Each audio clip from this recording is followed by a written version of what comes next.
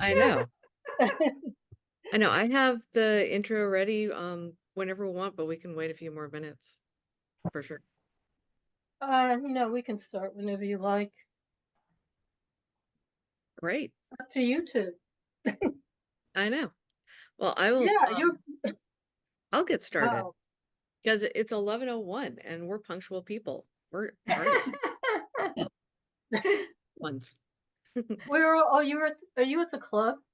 I am at the club. I was getting together with someone for a meeting today, and it was supposed to be in the afternoon, and then it got moved to 10. And so I'm just like, I'll just find a really pretty place in the club to sit. So yeah, I'm not at my desk. I don't have any of my stuff around, so I'm kind of okay. I have my book, and so like I So should be. she's free today. I know. Um, okay, so for all of you, you already know who I am, but for the future video, I just wanted to introduce myself. My name is Tamarah Rockwood, and I'm one of the co-presenters of What's Next. And so this morning, I have the pleasure of introducing our author and the host, Sharyn Skeeter and Dr. Charles Johnson. Everyone here calls him Chuck, and I don't think that I'm brave enough for that yet. So, as we all know, but we would like to remind the audience in the future for future videos. Sharyn is the editor and creator of this book that we have been discussing together for this year. The book is What's Next? Short Fiction in Time of Change. And today we will be discussing Sharyn's story, Office Break, and Charles will be leading the discussion. So, a little introduction for them both. Sharyn Skeeter's novel, Dancing with Langston, received the Gold Forward Review Indie Book of the Year Award in Multicultural Adult Fiction in 2019. Her anthology, What's Next? Short Fiction in Time of Change, is a current Forward Reviews Indies Book of the Year Award finalist in two categories, Multicultural Adult Fiction and Anthologies. Her poetry, fiction, and articles have all appeared in periodicals including the Chicago Quarterly Review, Hawaii Pacific Review, Hypertext Magazine, Monkey Bicycle, Poet Lore, Essence, which I think she was an editor for that as well, and anthologies including In Search of Color Everywhere and Our Black Suns Matter. Sharyn Skeeter has taught at universities and has presented in university events in the United States, India, and Singapore. She was moderator for the Visit Seattle Poetry Program at the 2023 Atlantic Festival in DC. She is currently the secretary and library curator at Earth Creative. And as we know, she has conducted these Zoom conversations with What's Next contributing authors for the past year. Sharyn is currently working on a new novel and short fiction, which I can only imagine will win more awards because she's an excellent author. Dr. Charles Johnson will be hosting the discussion today. He is a University of Washington professor emeritus and author of 27 books. He is a novelist, philosopher, essayist, literary scholar, short story writer, cartoonist, and illustrator. He is also an author of children's literature and screen and teleplay writer. As a MacArthur Fellow, Johnson has received the 2002 American Academy of Arts and Letters Award for Literature, a 1990 National Book Award for his novel Middle Passage, a 1985 Writers Guild Award for his PBS teleplay Booker, and the 2016 W.E.B. Du Bois Award for National Black Writers Conference, and many other awards. The Charles Johnson Society at the American Literature Association was founded in 2003. In 2020, the Lifeline Theater in Chicago debuted his play adaptation of Middle Passage. He also has more recent publications, such as The Way of the Writer, Reflections on the Art and Craft of Storytelling, and Eightfold Path. All of Your Racial Problems Will Soon End. They're cartoons of Charles Johnson. I confess that I don't have all of these books, and I'm not even naming all of the books that he's written, but summer's coming, and I might be reading a few more. I'm so happy to have this discussion today because what's next has been such an inspiration every single time we discuss these stories. And I would like all of us to please welcome the editor and author for today, Sharyn Skeeter, and our host, Charles Johnson. Thank you. Gee, thank you. It Thank was you. quite a nice introduction. I'm going to say something about the fact that Dee Dee Cummings was listed as the person who was going to be talking with me today. And I just want to say she's not able to be here, which is okay. But just a little bit about how the book got started, because I think that's important to know so that you know what how the story fits. And in that case, when Dee Dee gave me the go-ahead to do this book, it was obvious to me. I mean, it should be obvious to everyone. There's no one way to discuss what's next. So what I had to do, I felt as an editor, was to find a lot of diverse authors. And I don't just mean diverse in terms of ethnicity, which it is, but I also mean diverse in terms of genre, viewpoint, writing style, all of those things. And I think those of you who've been with me know that because you've met these people and they're all different. Everyone is unique. And that was my point, to find unique ways of presenting this question, what's next? Now, the thing is, I was an editor and I figured I was just going to edit everyone else's work. But then Dee Dee said, you have to add a story yourself. Okay, so I looked at what I had and realized that the only thing that was missing really was a story that dealt a bit with race. And it would be kind of impossible not to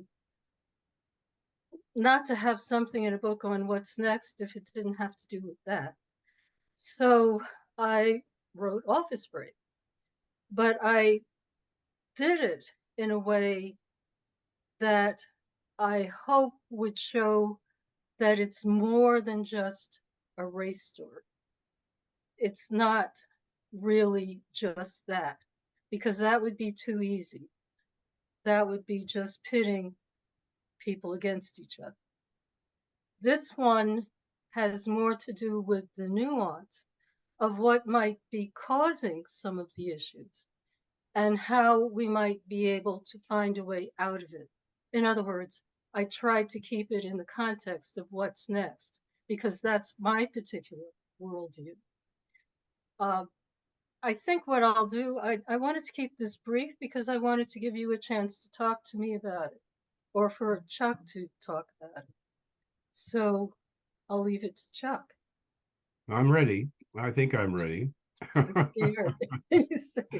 I'm glad you gave this explanation about the genesis for the story anthology. By the way, this is a very unique anthology. I want to point out to everybody, it isn't often that we have this diversity of authors and, with their different backgrounds in an anthology. And it certainly is the case that we don't have these interviews, such as you've been doing, for the last year almost, talking to the writers themselves. Your story is, I think, one of the most powerful, if not the most powerful stories in this collection. I read the story again, Office Break, last night, and I had the privilege of watching you write it, to drafts as you were doing it. And we did discuss what the story is about. It is about race, but you could have given the story a different title. You could have called it Boxes. And those are boxes that we put each other in every day. We do this. Now, the racial boxes are the really divisive and egregious ones. And in this story, they cause a tragedy, for Agatha and John David, in terms of their relating to each other as just two human beings. I think what the story makes me realize again and again and again is that how other people can be a mystery. We don't know everything about other people. We know a few things, and we base our assumptions on those few things that we think that we know about them, right? And these characters are making assumptions about each other left and right. From the beginning of their relationship and until the very end, as it turns out. But here's a question I want to pose to everybody here today. Are we still on? We're still I here. think someone needs to mute. Yeah, I'll stop. Thank you. Okay. I'd like to pose a question here to everybody today who read the story. And it's about putting labels on ourselves and the assumptions that we make about ourselves and the boxes that we put, ourselves in. For example, when Tamarah was reading my bio and your bio, those are little boxes. Okay. Poet, editor, blah, blah, blah. We put ourselves in boxes very often. It's an epistemological question. How do we know other people? And how do we, overstretch what is appropriate when we don't let them get out of those boxes? Does that make sense? Yes. It's almost the way that we operate as human beings, categorizing people, categorizing ourselves. And that's a very dangerous thing to do. You've been with me at different sessions, and I talk to young writers. And one of the things I urge them not to do is don't box yourself in by calling yourself a writer. Just write. Just do it. Because there's a lot of baggage that comes with the assumptions people make about what a writer is or what a writer isn't. Just create. That's all you need to do. Now, in this story, we have these levels going on. Agatha works in human resources. Maybe she got her job because she was a Black person. But she hates the boxes she has to put people into. And most of the people write other. They check other, right? When asked, what's your background? What's your race? What's your ethnicity? And then, of course, we have the really sad story of what happened to Agatha and John David when they went through the Caribbean. And he was getting ready to propose to her. He loved her. He thought she was beautiful. But he says a stupid, stupid joke. She's a dark-skinned woman, and he has no knowledge of what happened to her in high school when some girls who were white tried to wash off her color in a girl's bathroom. And this was traumatizing to her, right? And so she leaves abruptly, telling him a lie about why she's leaving. So our story happens in just a brief period of time. He wants to meet with her. He doesn't tell her why, but we learn that's because he wants a loan, because he feels she owes him for that trip that was aborted because she left. He doesn't know why she left, and his mother has died, and he needs to get to Florida for a new job. So these characters transform each other by the revelations that they make during the course of the story. And the question is, where are they at the end?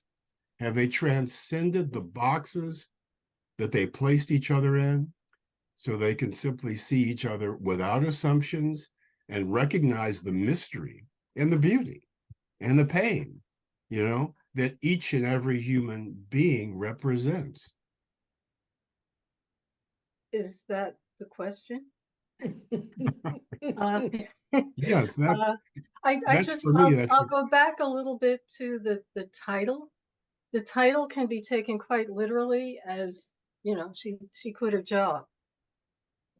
On the other hand, I look back to the long, long ago meaning of office as in tradition. And what they're both doing in a way is attempting to gradually break tradition or break the ritual. So I just wanted to say that because it might add something to what you're asking. What does you say But office I think means? Stephanie had a question. Yeah, Yeah, no, office means tradition. Okay, I'm going to let Stephanie go. okay, well, I was just going to say back to what I thought was the question. I think it also shows a tremendous lack of communication. Each character does not tell their feelings. She doesn't tell her boss how much she resents what she's being forced to do at work.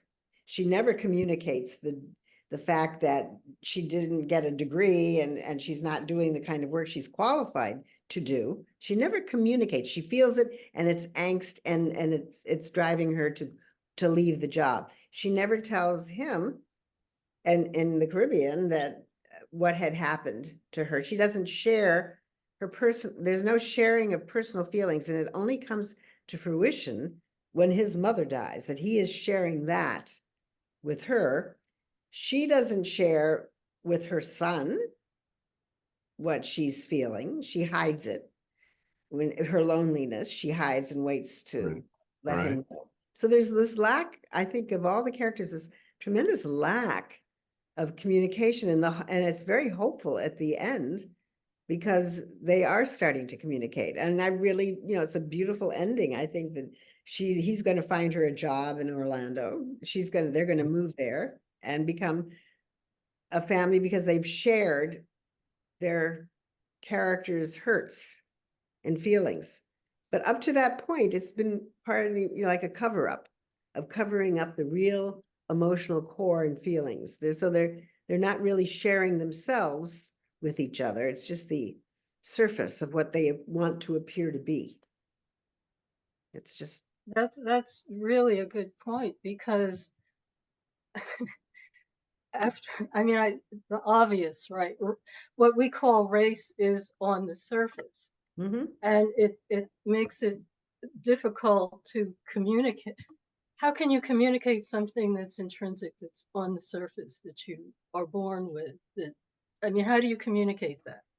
So yeah, I would agree with you that this is something that they're both dealing with at first. Neither one communicates very well, and neither one is, well, but I should go back a little bit. Both of them are making assumptions about each other.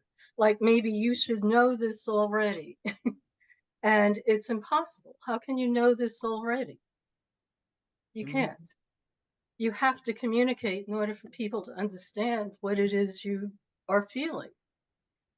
and Chuck, and also, oh, I'm sorry. no, I was just going to add to that. Also, when you would think, when people form a romantic relationship, there's a sharing of personal experiences or feelings, or what actors would call the characters' I wants. Yes, right. What they, and that doesn't seem to have happened except on the surface, because off they go. He has no concept. He thinks he knows what will make her laugh, which was that stupid comment, but he has no knowledge of what she's gone through. Subsequently, she has no knowledge of the depth and the pain he feels at the loss of his mother, and the loss of the time they could have known each other, and he could have shared her with his mother. She doesn't communicate to him that maybe her family wouldn't think he's so red hot, So there's a total communication breakdown all the way around. Yeah, and note, well, what I was doing with this was saying that there are very basic human emotions and experiences in this, love and death. And if you can't get to a point of understanding that about yourself, or feeling it or expressing it yourself, you're going to be stuck in that same place. And yeah, that's what a lot of it was about. Chuck, you were going to say something. I'm still thinking about the general question here. How much do we need to reveal to each other about ourselves How much do we need to give up, that way? I think it's possible for two people to live together, to be married, whatever, for 50 years and still not know the other person in certain important ways. For example, you can't be in the other person's mind with all of their perceptions and experiences that they've had. It's not possible, in all the different ways they interpret things. So in a way, I think we remain mysteries to each other. And I think that's wonderful.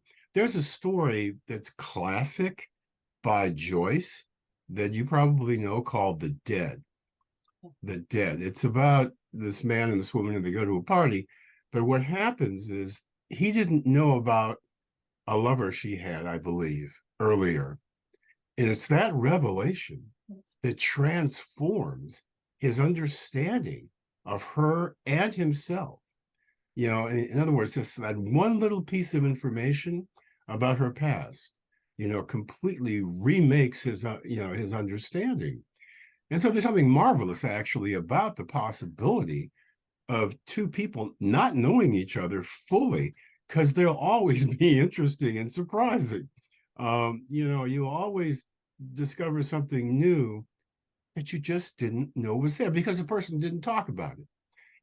They didn't bring it up. Maybe it was too painful for them to bring it up, or maybe they thought it was irrelevant for them, to bring up this datum, this little item about themselves. So in a way, two people who can be candid like that with each other, I think will never be boring to each other. Well, I see this in a couple of ways. One is that we're always a mystery to ourselves since we're always evolving.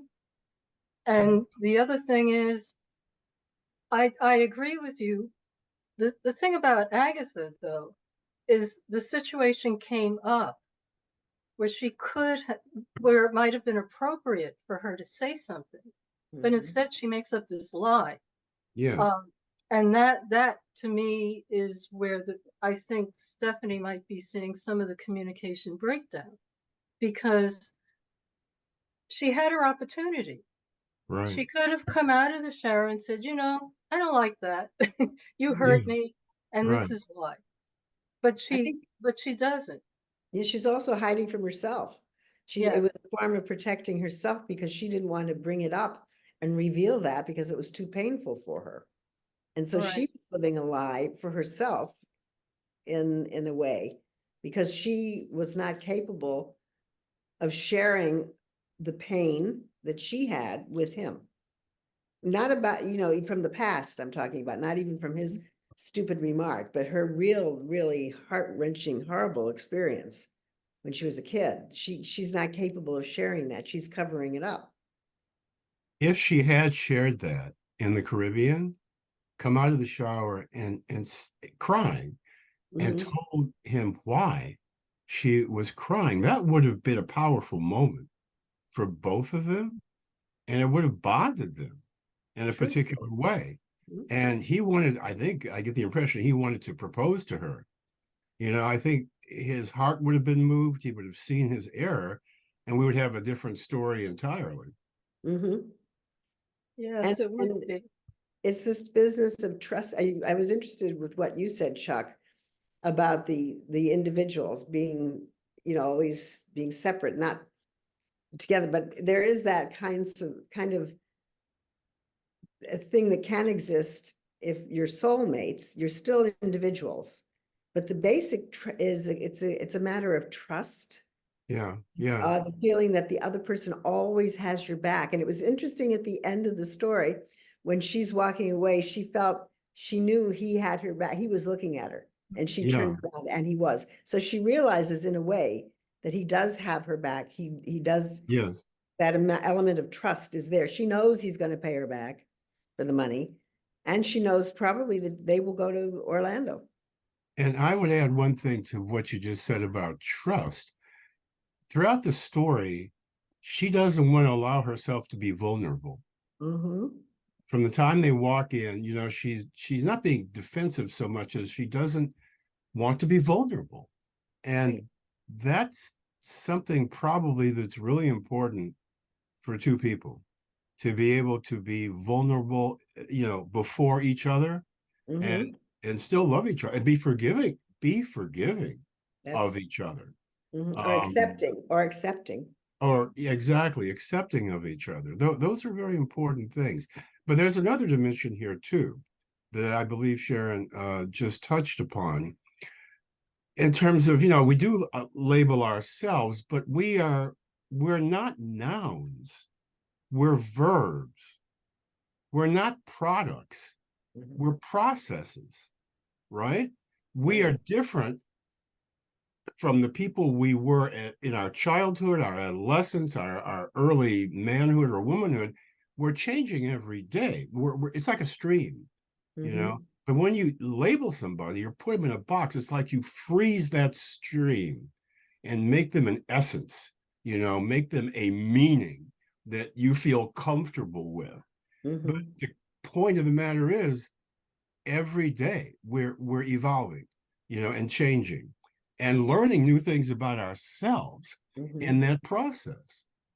If we define ourselves in a particular way, we limit our possibilities, and our potential. And yet we do that. Society makes us do that, unfortunately. For example, they'll say that, well, you're a poet, you this is, but this person may also be a short story writer, right? Mhm. May also have other interests, but Mhm. we focus on one thing for whatever reasons, because it makes us comfortable, because it's profitable, blah, blah, blah. I'll let somebody else talk. Right. I wanted to say with that in the beginning, I don't know if you noticed, but I have Agatha putting herself in a box. She has almost defined herself by those boxes. She goes the into the restaurant, into the bistro, and she's got a chip on her shoulder. She's constantly thinking, "Oh, am I being seated here because of my Right, color? Why is it that John David is being seated up front?" And every time she does that, there's some actual reason for it. The other tables are dirty, so she gets to sit in the back. And in the case of John David, he has his little satchel, so there's more space up front, and that's where they're both seated. So there's a reason for it, but she's thinking, oh, it's because of the way I look that I'm being put in these places. So she goes in with that box that society has told her she's supposed to be in. I think that comes up again, if I remember my story, where she thinks about how her mother told her to do makeup, how Right. she shouldn't call attention to herself because it'll put her in a box, and this is the way she should be. She kind of has outgrown that a bit, and she expresses the way she looks as normal, but she still has that box that she was put in. And she even questions that later. Mhm. Like, is this something that I'm doing to him? I want to say something about the trauma that you've been bringing up. I think everyone, if you've lived, past 2 hours or something, you've gone through some sort of trauma. The question here is, what do we do with it? Do we Mhm. right, hold it and hold it against other people and put labels on them because of our own trauma? Uh, or do we deal with it somehow? One of the ways I think Stephanie and you, Chuck, are bringing it up is that by communicating and saying, yes, I'm owning this. I have this trauma. And please understand that. I'm working it out. And your joke has made it worse. Uh, so this is another thing that we need to deal with in order to communicate and get out of those boxes. I think in this story anyway, Agatha needs to be able to express that. That's one way that I see this character. There are some other ways. She's also a mother. Mhm. Uh, And she also has just lost her job, or given up her job. And her financial situation is precarious. She's got 3 months and a son to provide for. Let me ask you a question about what you just said. Mm-hmm. She has a trauma from that high school event, right? And Yes. it's in her memory, and he triggers it with a stupid joke. But I'm just wondering if some of this is survival, a survival mechanism that we're doing. For example, if you're in a situation where you're hurt racially and you find yourself suddenly coming close to being in that situation again, right? You would have a sense of alarm and danger. And I don't want to be here, and yeah, I want to get away from this. Now, of course, you could be wrong. This may not be a repeat of the same situation. It's like the way that Black parents have the talk with their children about how to behave when you're out in the public, how to behave if you get stopped by the police, right? And there's a reason why they do that. It's because there's too many examples of Black people who've been abused by the police and all this horrible history. So they're trying to protect this Agatha's mother in some way is trying to protect her from being hurt, right? But when does when see, so you're making an assumption. She comes in and she thinks she's being seated in the back because of her race, right? And the John David because he's white. They're going to put him out, in the front. But is that an erroneous mistake that she's making? Yeah. Is she's making an assumption, but is it entirely based on fantasy or on something that's real, potentially real? Yeah, that to me is the question.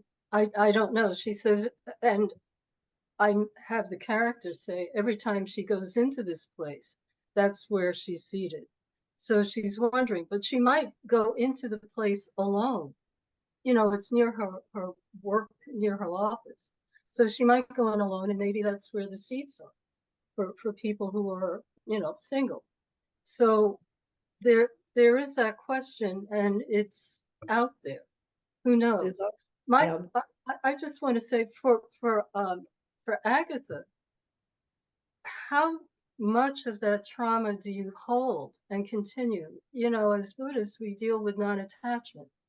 So if you're looking at this as holding on to this trauma constantly, what is that? What box is that putting you in? If every time you respond to something, it's coming out of some trauma that happened in high school and you're 90 years old, isn't it time to maybe figure out that life has changed a bit and See, things are different? that would take So, a lot of courage. well, that's what I'm asking for here. It would take a lot of courage, and it would take the person facing the fact that they're not the person that trauma happened to anymore. Mhm. Yes, exactly. That happened to a different them, in their earlier life. But it would take a lot of courage to be able to confront that. I think one of the nice things about love and people loving each other is that the other person helps you do that, helps you to Yes. confront these things and realize who you are better than you've been able to do on your own, because you are stuck in this bad experience that happened so much earlier in life. Yes, well, that's where Agatha where there's a change, where she decides to pay for his ticket. Yeah. It's a place where she's beginning to see that maybe there's another way out. I think Tamarah had her hand. So, the word courage was so important because when I read this, I'm looking at where she's at and the spaces that she's in. And it's so fascinating that she's in public spaces the whole time. and there's constantly movement. And so I knew that there was going to be um, a wall between her vulnerability and what we actually get to see, even as the reader. Because in a private space, if you're in your kitchen, you can talk about, or you can even just, think about like who I am just as a person. You can relax. But it starts at work. And then she's talking about her coworkers and she's talking about her employment. And even when they share a meal, it's in a restaurant and someone else is serving them. And it's all of these deferred moments where she absolutely is not allowing herself to be vulnerable. The one time that she was, it was in the shower. And then when she left that vulnerable space, she's the walls will come back down. And it was so fascinating. And so at the end, when the solution for this was, and we're going to have a home, and all of a sudden they're vulnerable, to me, I was watching where she was through this. She was walking on the subway, she was in taxis, she was everywhere else except somewhere where she felt safe. Well, And let me add something to, because you're pointing out something that no one has said before. They are in public spaces, right? yeah, yeah, And that's a way for her to keep him at a distance, right? To keep separate from him in a public setting like that. And the contrast would be that intimate moment when they're, in this hotel room and she's taking a shower. So the public space allows her to stay distant.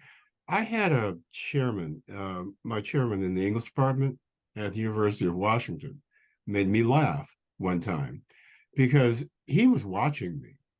My chairman was all the time. And then one day he said to me, "You're always relaxed, but you never completely relax."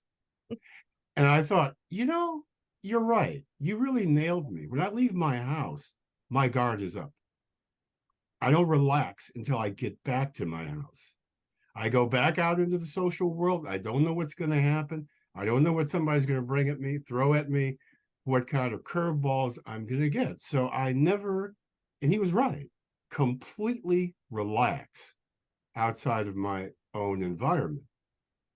So these public spaces allow her then, to keep that distance, to the formality, without revealing herself. So please Right. continue. I didn't mean to cut you off. No, that's fine. I realized some of that in writing this, so I broke it down a little bit by having him move over to her seat. Yes. And that was one of the things that I did when she's beginning to open up a bit, and he's beginning to feel a little bit bad about things. Right. He goes to sit next to her. Yeah. And in that sense, I am breaking down some of that barrier. But yes, Tamara's absolutely right. I have the walls with the other patrons, and some of them move away because they don't want to hear the noise, and all kinds of other things going on around them that are distractions. The food is even a distraction. So all of that is. But then he sits next to her. I want to say something about him, though, because he is one of the characters in this, the two main characters. And he's full of assumptions, too, in his way. Mhm. And I think I'd like to hear from you. What do you think of him? Well, I want to say one thing before that question gets answered.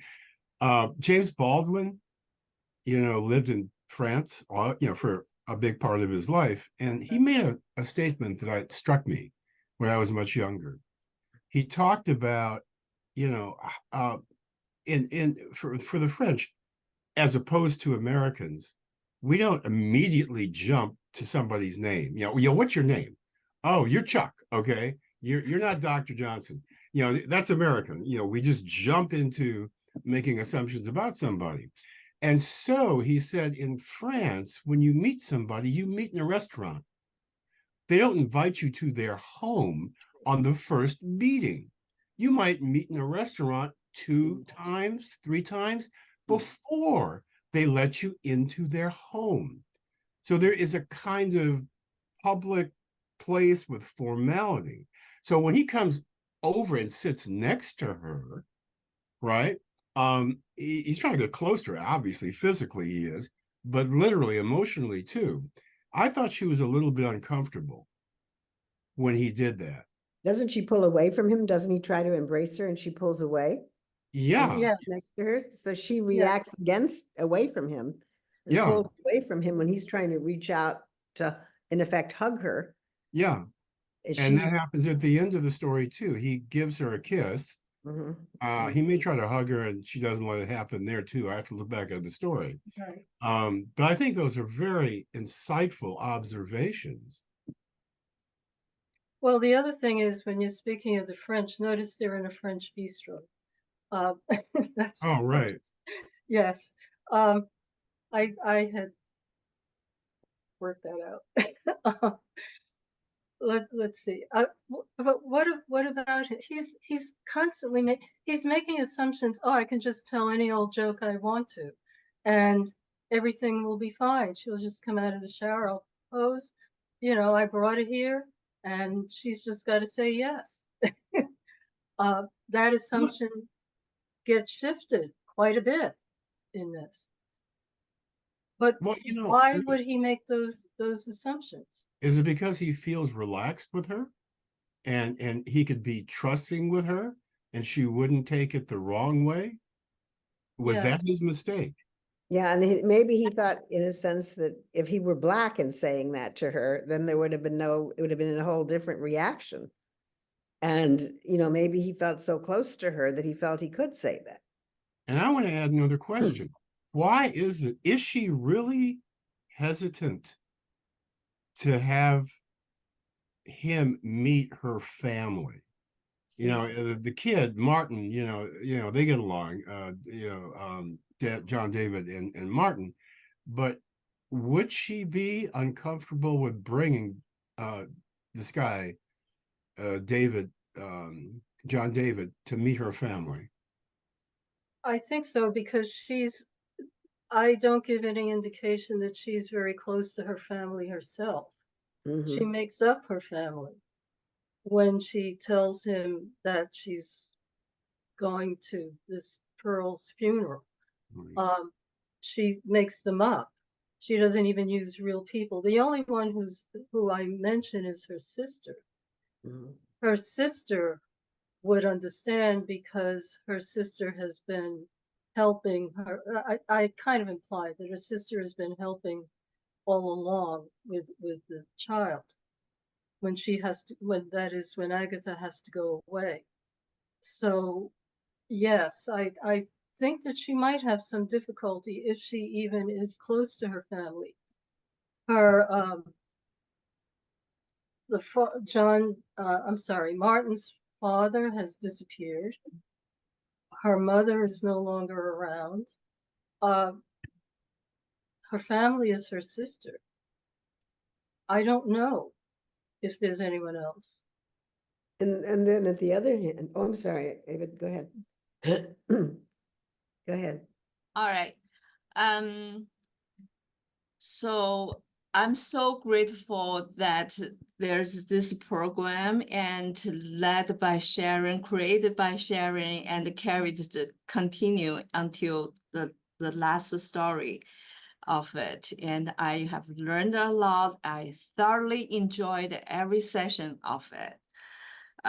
This story by Sharyn, Office Break. After I read it, the general feeling or reaction is, wow, it's so controlled in characters, controlled in facts, stories.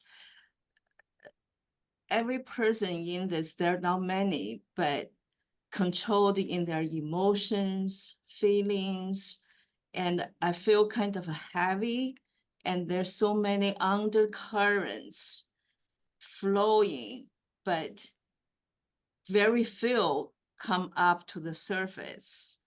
And the title Office Break, I interpret as, well, some of you already mentioned the meaning of the office break. I take it as, Sharyn, you said break the tradition. I would say it break the boundaries between Black and white, and their romances, and eventually they come back, and it's a step out. She step out of her office. He step out of his boundaries as well. And also break because of her that trauma. And I think there is some indication about break the trust, break, it's a betrayal as well. That's why everything is heavy. Everybody is heavy, the feelings. There's something so deep that they are bothered. I don't know what are the undercurrents, but after I read it, it's a great story, and such highly mastered writing skills to let the story flow like that. So I feel that way. I don't know whether it's intentional by the writer or not. I believe there are a lot more to develop if you want to write a whole novel about these people. And this guy, I don't know whether he's real. I think to borrow money and coming back to meet her in this restaurant suddenly, is he driven by the loneliness, or he's driven by being desperate for some money? I don't know whether he can be trustworthy or not, and whether she would move to Florida or wherever that the guy and his mother, and whether indeed he has a mother. That's a question I have when after I read it. Yeah. That is a good question, and it's actually one that Agatha asked. Did his mother really die? And that's part of her own guilt, because she made up some relative who was supposedly alive and then died, who she had to go instantly away from Anguilla to this funeral. So yeah, she's dealing partly with her own guilt for having done that. So she asks, okay, did his mother really die? Is this real? After a while, she begins to sense, and looking at him, some of this is nonverbal, obviously. She's looking at him and seeing that he's showing grief. Again, what I'm getting to here is we're looking at these superficial things of how, how a person was born, like what color you are or whatever. So getting beyond that and looking at, we all share we all share grief sometimes. We all share love sometimes. It's something that's absolutely universal for human beings. So if they can get beyond some of these superficial aspects of their relationship, maybe they can actually love each other, which is the direction they're going in, which is the direction that John David wanted. But all this other stuff got in the way. I just want to say I appreciate what you said about the series very much. I very much appreciate it. And I appreciate your being here.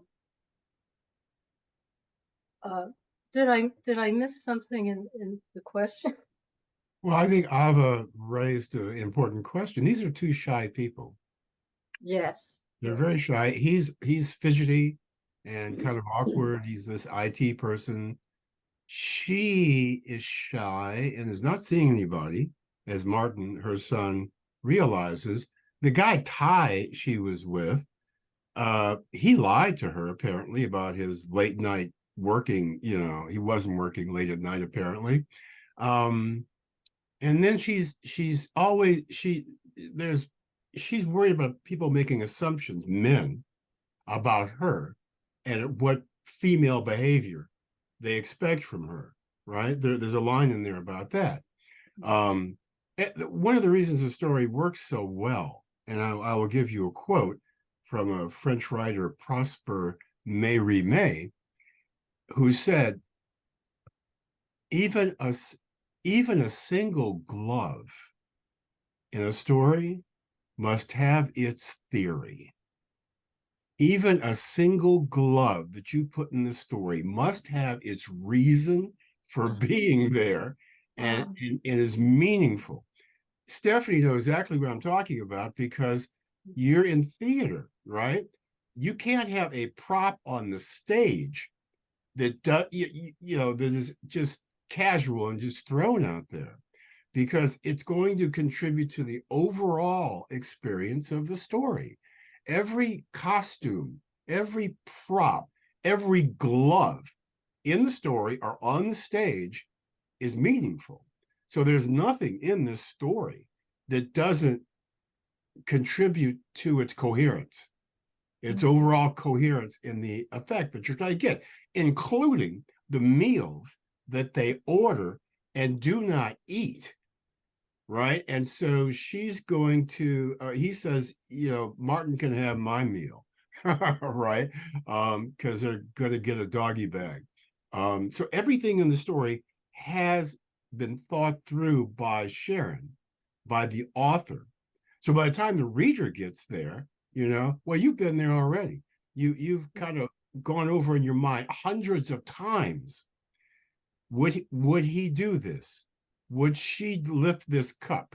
Would she do that? Agatha, right? As a person. And these are the kind of questions actors ask themselves all the time. Would you say something to that, Stephanie? Absolutely. Well, I couldn't agree with you more. That's what they call the backstory of each character. And Agatha has all these backstories in her history, the horrible trauma, what happened in Anguilla. I kept thinking if they had gone to St. Thomas, it would have been a better place, but that's okay. Yeah, I know. Who goes to Anguilla? Just no offense. But anyway. I agree. Anyway, but the thing that I find interesting, the only real action she takes is when she grabs the checkbook, when she writes the check. That's where she starts her power, where she is powerful as a person. That's, she has given herself the permission to be powerful and in control and write the check. Because up to this point, she's reacting in a sense to her backstories, her victimization feelings. And so she steps into the here and now at the restaurant when she writes the check. And in a sense, that check becomes a symbolic of a commitment. Right. Yes. Yeah, absolutely. Yeah.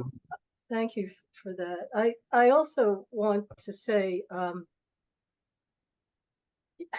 as a Buddhist, a lot of what I write is informed by that. And one of the things, when you brought up the meal, one of the things that happens is she starts out by saying, okay, I'm going to order this meal because, it'll take care of my hunger. Well, hunger is a craving in Buddhism. It's in a broader sense, hunger is. So she's saying, okay, I'm going to order this meal. It'll be a distraction and I'll be able to eat and run. I'll be able to say, okay, I had enough of you. I'm going to get out of here and deal with my son. But as it goes on, her hunger lessens. She doesn't eat the meal. He doesn't eat the meal. Their cravings for that begin to dissipate. And that was on purpose, because I wanted to show how they didn't have those needs anymore. And how, and as you said, Stephanie, in writing the check, she's able to give a gift. Whether he pays it back or not, I don't know. But she's able to give something without being asked, really, because at that point he's not really asking her for that anymore. So you know, it's a shift from craving to giving. But it seems in a way too that his character has wanted very much to be part of her life. And so Yes. when she comes up with this horrible situation she has to leave for, she lies. He goes so far as to try to be helpful, to send flowers at least, to reach out to her family, to become part of her family in this grieving process, he thinks. That's how he finds out. And that tremendous pain that she lied to him. And that makes him even more interesting because a lot of men would never have anything to do with her again. Yeah. You know, that he Well, does. that he comes back and says, "You owe me." Because, he starts out with that. and that's So based on a certain degree of anger on his exactly. part Yes. and resentment and hurt. He's hurt by her, very deeply hurt. Yeah. So he is kind of desperate. That's why I believe he did. That's why I think he did lose his mother, because he is so desperate to get, you know, and that he feels this equates to justice because he could ask somebody else, but she owes him. So it's justice that she, you know, that she pays. Yeah, And on then, that level. You know, I think those of us who have experienced grief knows that it's so nuanced. There oh are yeah. so many feelings that come into it. One is anger, yes, as you said. Another one might be, okay, how do I deal with this? I have these practical things to do. And that is, okay, he's got to have money to go to deal with his mother's final arrangements. The other thing is, oh, I am, in the case of John David, I am a shy, lonely person. Who can I talk to? The only person I remember who I can talk to is Agatha. And I still love her a little bit, maybe a lot, but I don't want to admit it because she hurt me. As you said, there was this pain trauma that he felt. So all of this stuff is going, as I see it, all of this stuff is going on with John David when he arrives there.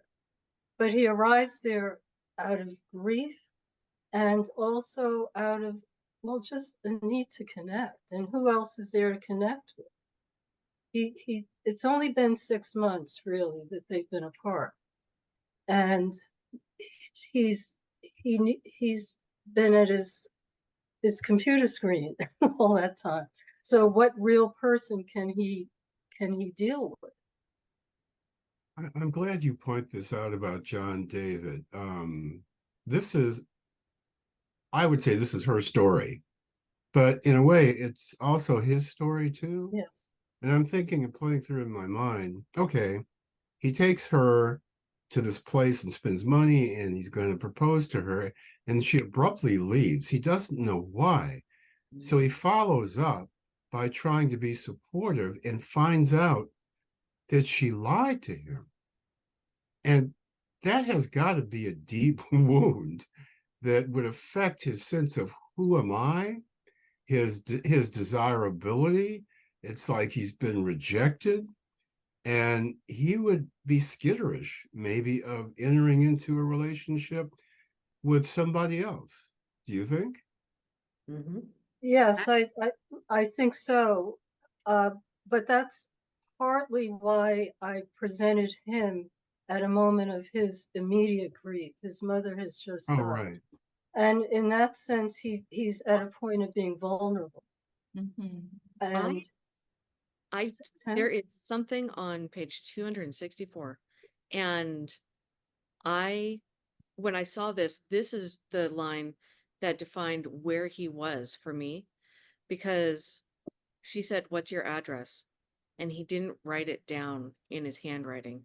He handed her a business card, and that's a wall. He's vulnerable, but not that vulnerable. He's not making the same mistake again. And so that was the most telling thing I saw for John David.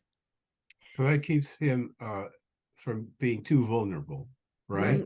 But he Well, has let me his ask other this. place. Let me ask this. He brings a bag with him, and she says something about what's he expect tonight. You know, remember that? Yeah, yeah, overnight. because she's making assumptions about him, like, and she's also feeling guilty. She knows what she did, so she's thinking, okay, well, what kind of assumption is he making about just going out to dinner? You know, we haven't seen each other for 6 months. I ran away, you know. So what is he expecting? That's her assumption.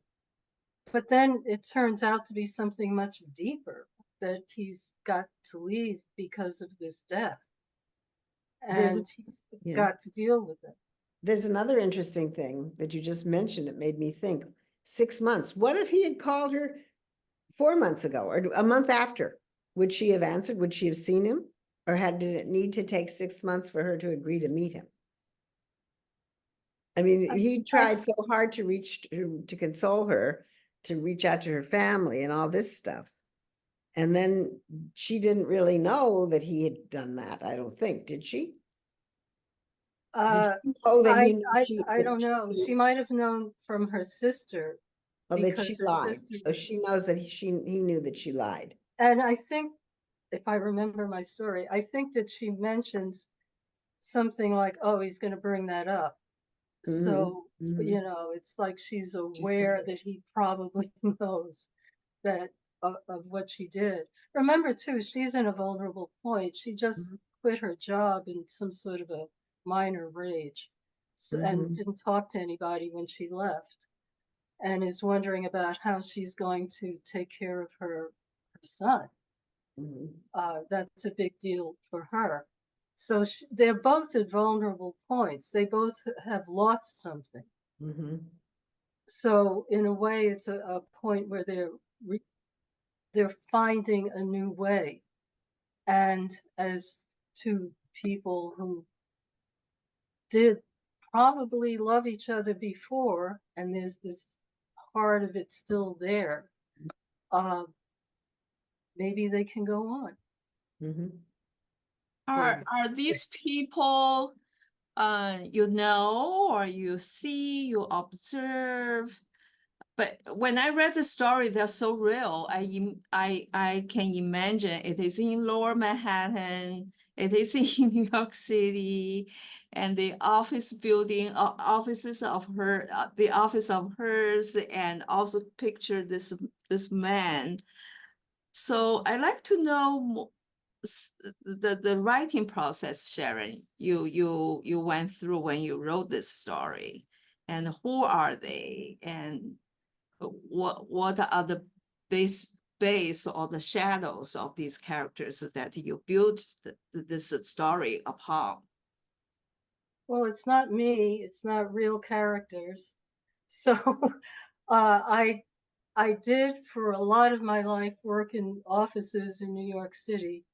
I met a lot of people who had a lot of stories, and it's quite possible that I put them together. The scene, and I tend to agree with you about Anguilla. When I was editor-in-chief of a magazine, I did get to travel a lot, and Anguilla was one of those places. So I used that as a place. So the settings are places that I can't say I'm used to Anguilla, but I'm used to being in offices in New York, and I'm used to being around people, and I'm used to hearing complaints and arguments and various things in the office. So those were some of the things that I picked up. Also, I'm aware of microaggressions, and that's one of the things that comes up with that joke. He doesn't realize, I mean, he's clueless, okay? He doesn't know that this joke is really an affront to how she was born. And, you know, he just doesn't understand that. So it's one thing maybe to say something about a culture or ethnicity or the way you talk or something, but to actually talk about something that you were born with that is not going to go away, that becomes a problem. So I'm kind of used to hearing that sort of thing. She also brings up some things about color differentiations in the Black community. That's something else that comes up. So there are a lot of things that I could say I'm pulling from things that maybe I experienced or know about. Now, the characters themselves, that's not something that I ever experienced. But I would say that I have experienced love and grief, and I know how to deal with human beings in that sense.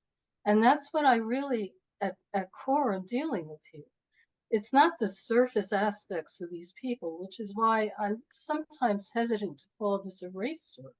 I'm dealing more with what these two human beings are feeling about each other. So if you can get as a writer to that part of yourself, you can write about just about anyone. So that's what I was doing with this. As far as technique goes, I think you see it. It's a fairly straightforward story.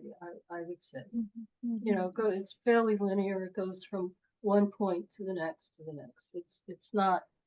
I don't do anything unusual with that technique, because I really wanted to concentrate. My point was to concentrate more on how the characters were working. Does that answer some of what you were asking, Alba? Perfectly, yeah. Okay. But one more. How long Okay. it took you? How long it took you from start to finish? You mean how many revisions? Yeah. Uh, All the time you spend on whether it's a draft or revision. I honestly, I lost track, because I had to layer it. You know, I had a basic idea of what the story was going to be. So you write the basic story first. Okay, they come in, they do this and that. And then, okay, how are they responding to various things around them? So you layer in that. And then how are they thinking about various things around them and themselves? Because at that point, you're getting a lot into how they're feeling about themselves.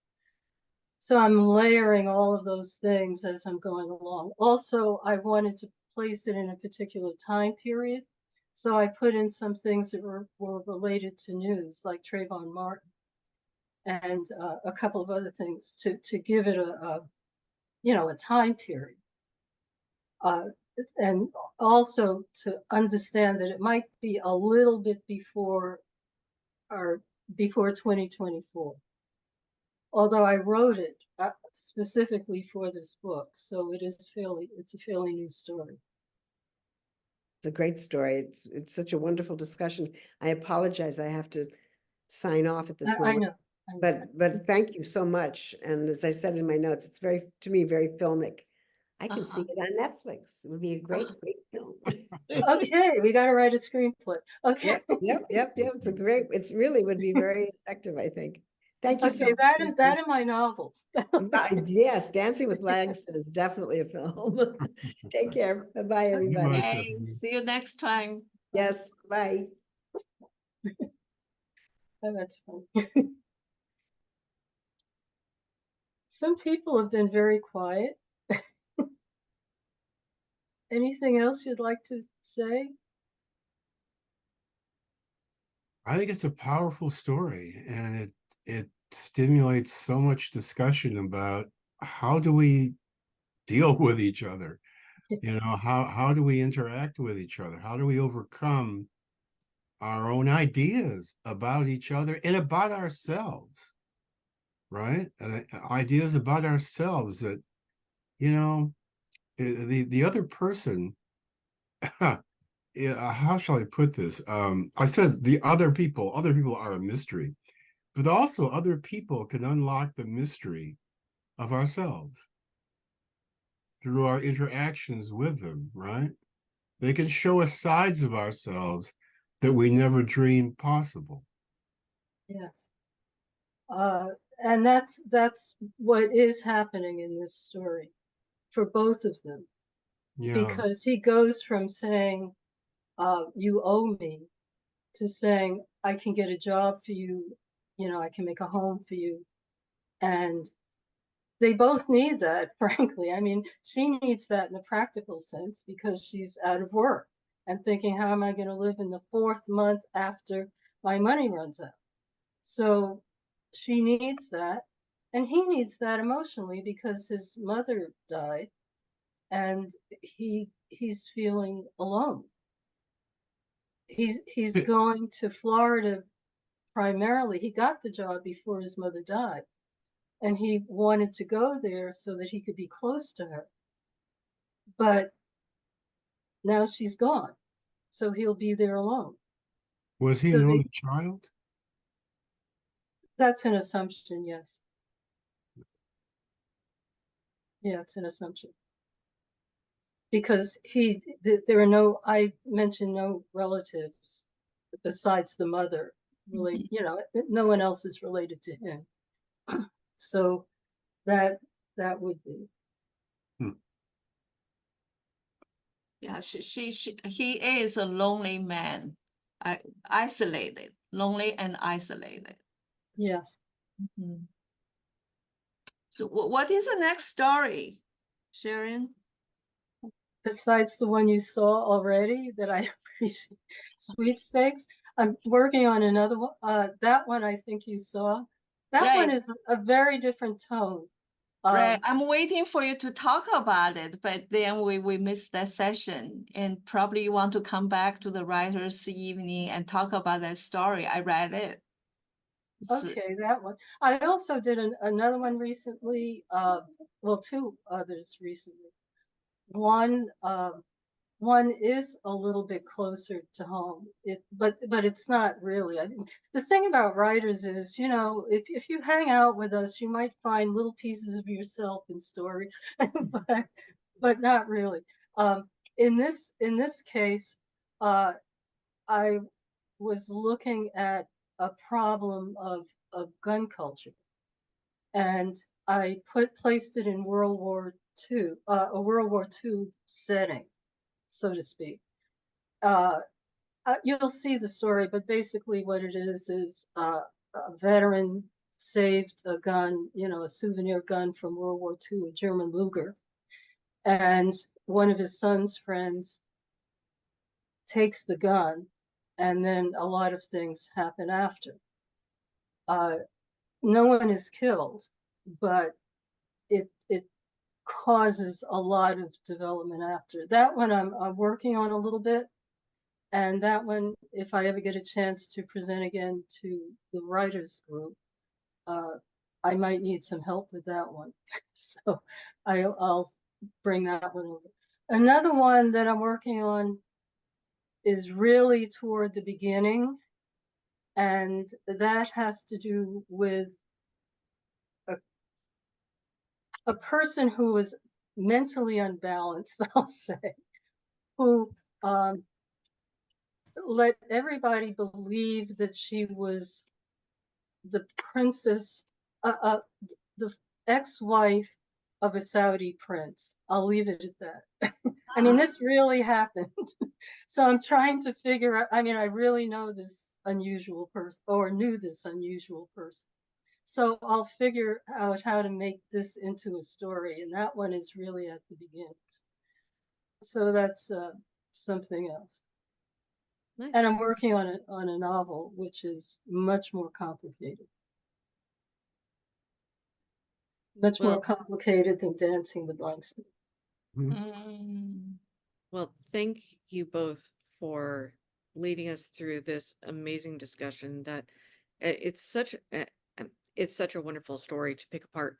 There's so many things, and there's introspection, and there's ways that we can look at other people, and so you definitely are walking away with more questions than answers, and I think that really is the purpose of literature. So thank you so much. Oh, thank you. Thank you and Chuck for Tamarah. filling in for me. It's very strange being on the other side. And I think that's Diane. If that is, I want to do a special thanks to her for starting this program. Following through with the program that was already set up. So thank you. Thank everyone.